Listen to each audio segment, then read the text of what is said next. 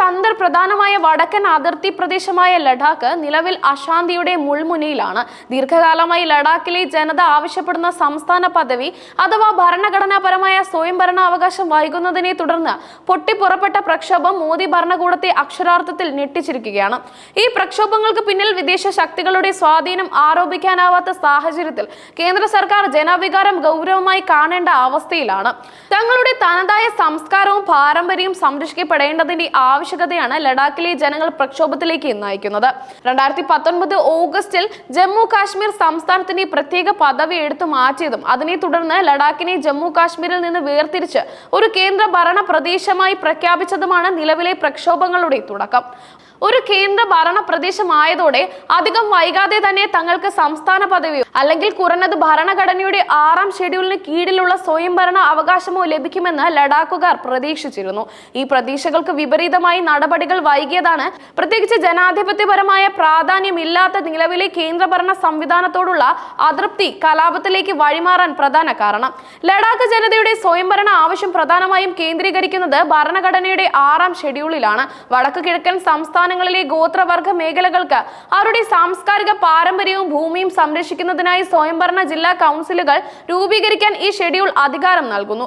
ലഡാക്കിന് സമാനമായ സംരക്ഷണം ലഭിക്കണമെന്നാണ് ജനങ്ങളുടെ ആവശ്യം.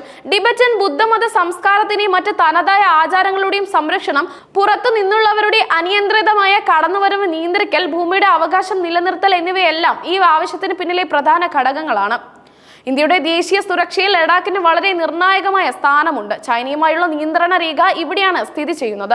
ലഡാക്കിന്റെ വലിയൊരു ഭാഗം അക്സായി ചിൻ ഉൾപ്പെടെ നിലവിൽ ചൈനയുടെ കൈവശമാണ്. കൂടാതെ ഇന്ത്യൻ നിയന്ത്രണത്തിലുള്ള ചില പ്രദേശങ്ങൾ പോലും ടിബറ്റിന്റെ ഭാഗമായാണ് ചൈന ഭൂപടത്തിൽ രേഖപ്പെടുത്തുന്നത്.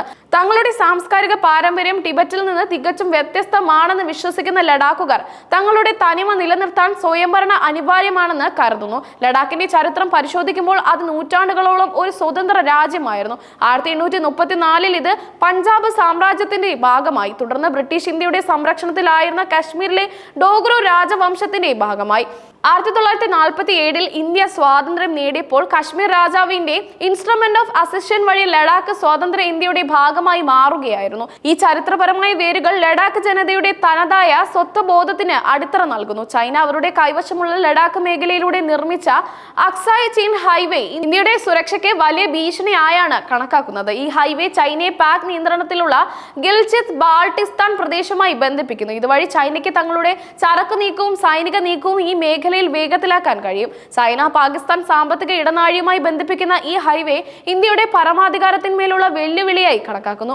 1999 കാർഗിൽ യുദ്ധത്തിന്റെ മുഖ്യ ലക്ഷ്യം ലഡാക്കിനെ പിടിച്ചെടുക്കുക ആയിരുന്നുവെന്ന് പല സൈനിക വിശകലനങ്ങളും സൂചിപ്പിക്കുന്നു. അന്ന് ലഡാക്കിലേക്കുള്ള പ്രധാന മാർഗം കാർഗിലിലൂടെയുള്ള ദേശീയപാതയായിരുന്നു. ഈ റോഡ് തകർത്ത് ഇന്ത്യൻ സൈനിക നീക്കങ്ങളെ തടസ്സപ്പെടുത്തി ലഡാക്ക് പിടിച്ചെടുക്കുകയായിരുന്നുവെന്ന് പാകിസ്ഥാൻ സൈന്യത്തിന്റെ തന്ത്രം.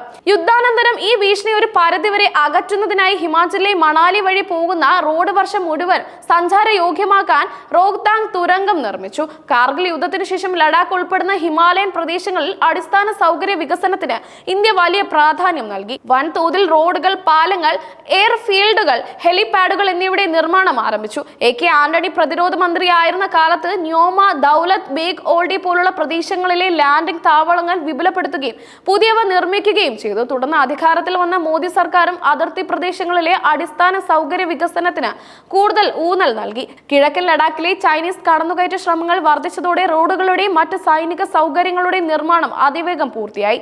സൈനിക നീക്കങ്ങൾ വേഗത്തിലാക്കാനും അതിർത്തിയിൽ സൈനിക ശക്തി വർദ്ധിപ്പിക്കാനും ഈ വികസനം സഹായിക്കുന്നുണ്ട്. അടിസ്ഥാന സൗകര്യ വികസനത്തിൽ കേന്ദ്ര സർക്കാർ ശ്രദ്ധ കൊടുക്കുന്നുണ്ടെങ്കിലും ഇത് മാത്രം തങ്ങളുടെ പ്രശ്നങ്ങൾക്ക് പരിഹാരമല്ലെന്നാണ് ലഡാക്കിലെ ജനങ്ങളുടെ നിലപാട്. ജനാധിപത്യപരമായ അവകാശങ്ങൾ, ഭൂമിയുടെയും സംസ്കാരത്തിന്റെയും സംരക്ഷണം, പ്രാദേശിക പങ്കാളിത്തം എന്നിവ ഉറപ്പാക്കുന്ന സ്വയം ഭരണമാണ് അവരുടെ ആവശ്യം. കേന്ദ്രഭരണ പ്രദേശമായതോടെ Leh Kargil autonomous hill development കൗൺസിലുകളുടെ അധികാരം പരിമിതപ്പെടുത്തപ്പെട്ടു എന്ന ആശങ്കയും ജനങ്ങൾക്കുണ്ട്. സ്വയംഭരണാവകാശം വൈകുന്നതിലുള്ള അതൃപ്തിയാണ് നിലവിലെ പ്രക്ഷോഭങ്ങൾക്ക് പ്രധാന കാരണം.